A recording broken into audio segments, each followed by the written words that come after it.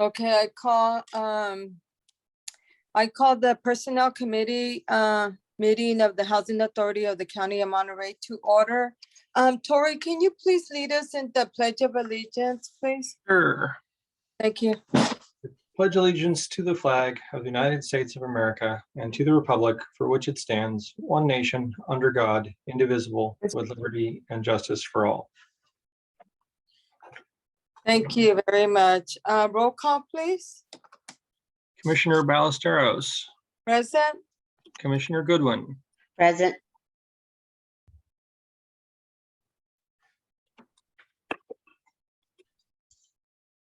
Okay, do we have any comments from the public, Gabriela? No. Okay. Alrighty.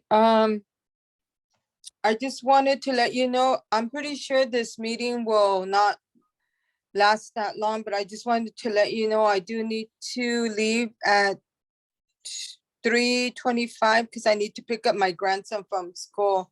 So, but I'm hoping that we'll be completed by then. So we're gonna go to number 4 on the agenda. It is the minutes, approval of the minutes of the Personnel Committee held on July 18, 2022.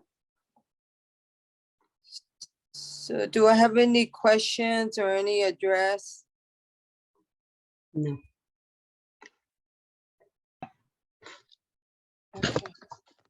No questions, okay. So do I have a motion on the floor? I'll make a motion. Okay, and I for will, approval. and I will second the approval. Is that okay, Tori? Yes. Okay.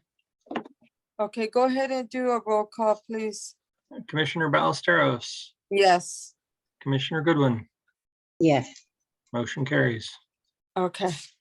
So now to number 5, new business, it's resolution 3065, and it's establishing new payment standards for the HCV program. So Tori, go ahead and I'll let you take it. Sure. So I gave you kind of a very dense memo, but where I want to start Mhm. is on page 7 of the packet, which is the financial impact. Okay, So currently, if we do not make any changes, HACM is expected to have HAP reserves, and that's the housing assistance payments, of $7.09 million at the end of the year. okay, That would put $1.8 million at risk of being called excess reserves, which is subject to an offset from HUD.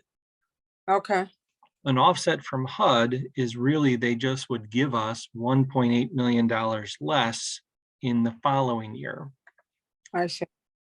If we implement the changes that I've recommended in this memo, and there's a choice, we would decrease the reserves to either 5.9 or 5.4 million dollars, and in both scenarios have zero excess HAP. Mhm. And the second alternative, which is the most aggressive, would result in us earning for future years even higher funding. And so let me just back up and kind of tell you how the voucher program is funded. So we get funded for every dollar that we spend up to an annual authorized level where we don't exceed the number of vouchers and we don't exceed the budget. HACM has an annual unit month allowance of 4,771 vouchers times 12. And that adds up to over 57,000 unit months. Mhm. So as long as we don't exceed 57,000 unit months and we don't exceed our budget cap, we get funded for every dollar that we spend.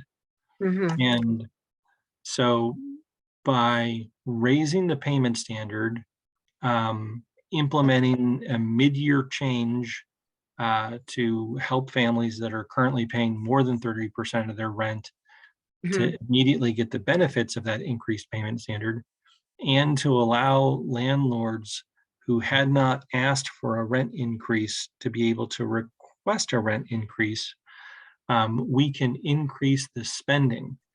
And when we increase that spending, it means that we're increasing our funding in the following year. So Gabriella, if you can scroll down just a little bit more, I want to keep this last paragraph, and there we go. Maybe just a little bit up. So if we make no changes, next year we will see our funding go down from 50.3 million this year to Mhm. 48.45 next year, net of the offset, assuming that there's no fair market rent increase.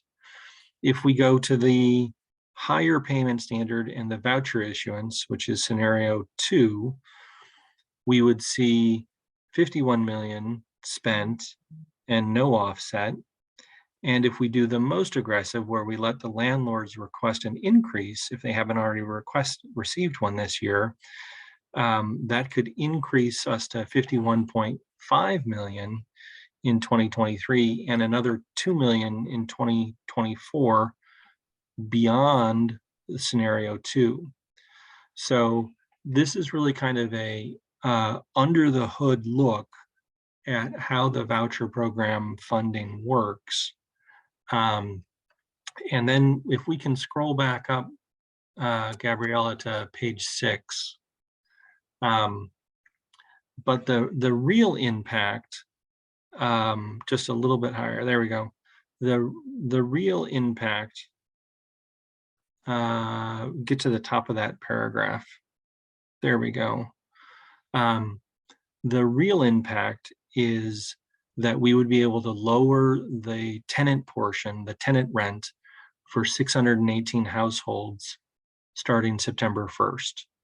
So right now we have 618 households who are paying more than 30% of their income for rent, even though they have a voucher. And by increasing the payment standards, it allows us to help these families and lower their tenant portion. Mhm. So, and now we can kind of go all the way up to the top of the memo. And the other benefit is we would give better access to the marketplace. So right now, our payment standards are not meeting the true market. Monterey County rental housing market has had rapid increases in the past couple of years, and our payment standards haven't kept pace. And so we contracted to do a local rent survey to appeal HUD's proposed fair market rents, and it showed a 31% increase. And we are expecting that as a result of that study, that HUD is going to increase our funding. But at the same time, we need to show HUD that we can spend the money that we have. So if we're asking HUD for more money, but then we don't spend the money that we have, HUD kind of scratches their head and says, why are you asking for more money? You haven't even spent what we've given you. Yeah. So what we did is we did an analysis of what's the highest amount that we can raise the payment standard. And there's 2 different ways to raise the payment standard, either to 120% of the small area fair market rents, or to the 110th% of the 50th percentile FMRs. And we looked at every zip code and we said, when is 110 higher and when is 120 higher of these 2 different payments, these 2 different FMR types? And then we chose the one that was highest in either case, so that what we are doing is raising the payment standards to the maximum allowed. And I'll stop there and see if there are questions on this. Well, Tori, I do want to tell you, I was reading the whole thing and I was like, I'm gonna have to ask Tori to give an explanation, and you did. It kind of helped me to understand. And I do want to just ask as the chair that you share the same information in the board meeting scheduled on Monday. So that way all of us can, understand it if we don't. I was trying to read it, trying to understand it. And so now when you explained it, I understand. Commissioner Goodwin, I want to give you an opportunity for any questions or concerns. Go ahead. Am I understanding that this is an either or, and there hasn't been a decision made on which, or are we using both of these? So I'm looking for, so the voucher issuance is happening. I don't need board approval to do that. Right.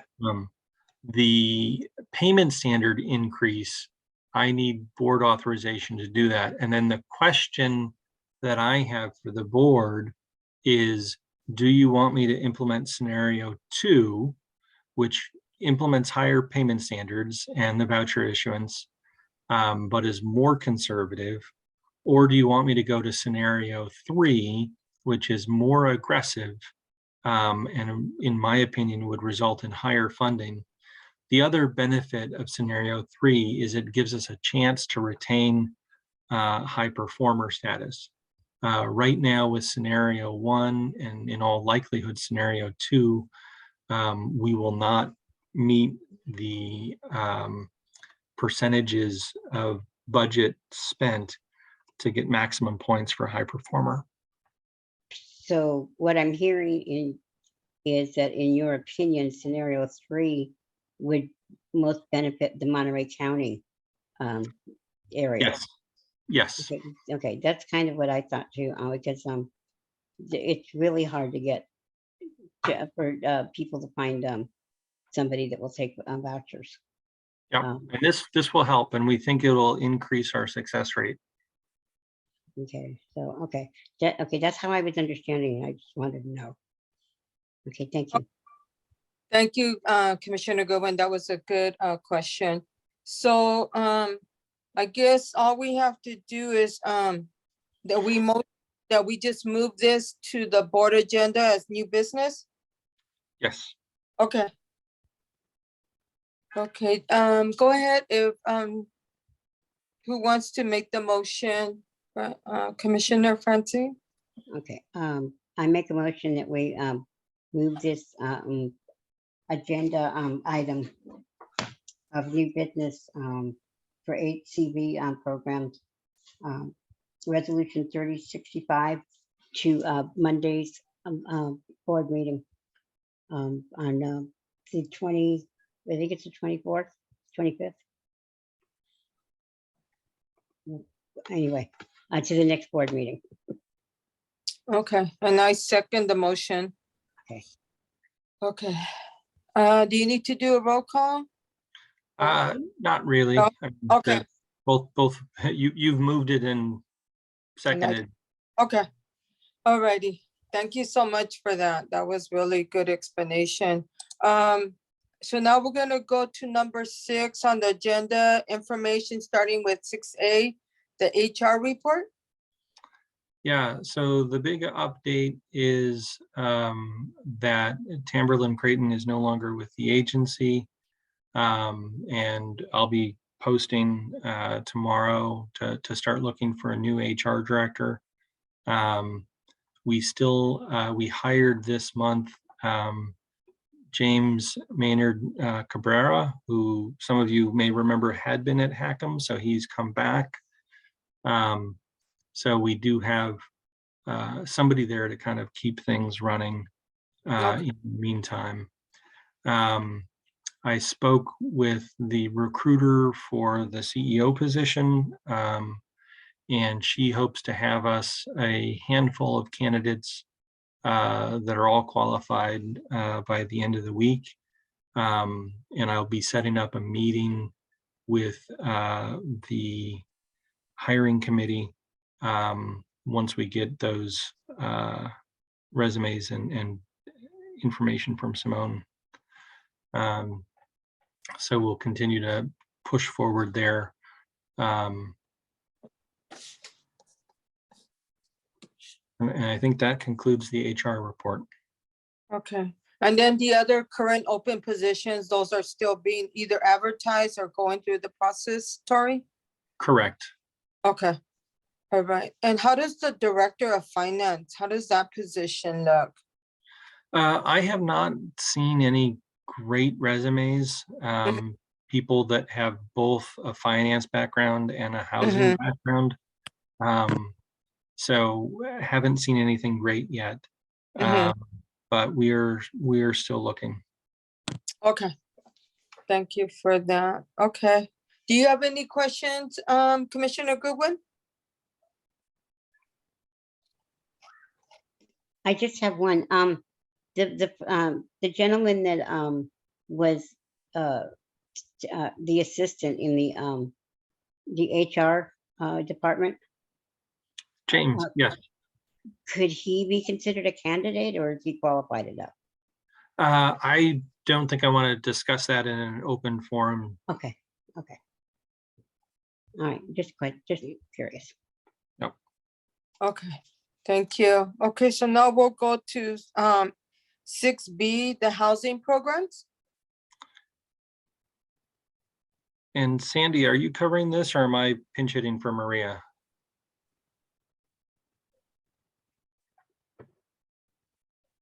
All right, I'm pinch hitting for Maria. Maria's out on vacation. Okay, So when we look at this, we can still see kind of the activities of what's going on. We've got 13 new folks came onto the program, 235 annuals were done, 240 interims were done, 5 change of units. We're starting to get ready to gear back up to do inspections. Inspections had been frozen because of COVID, and 5 people had an EOP, which is the end of participation. When we look at the utilization and the success rates, you can see our success rates, you know, of 19%, 10%, 0%, that implementing the higher payment standards, we hope is going to be very helpful in being able to increase those success rates.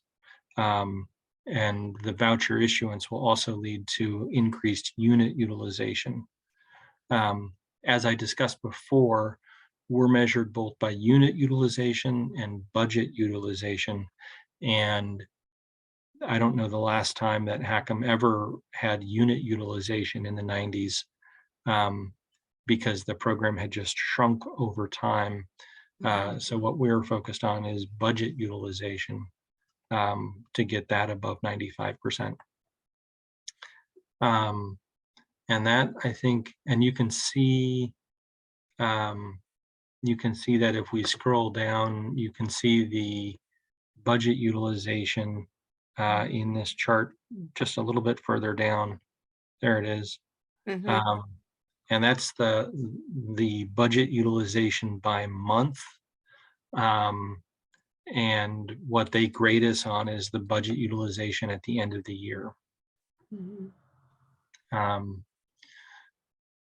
So that concludes the report. okay. Do you have any questions, Commissioner Goodwin? No, thank you. Thank you. I did have a question in regards, let me go back where I can see it. I think where it was saying that the Parkside 1, that the waiting list is still open. Trying to Yeah. remember where I saw that. I don't remember what page it was that I had seen that.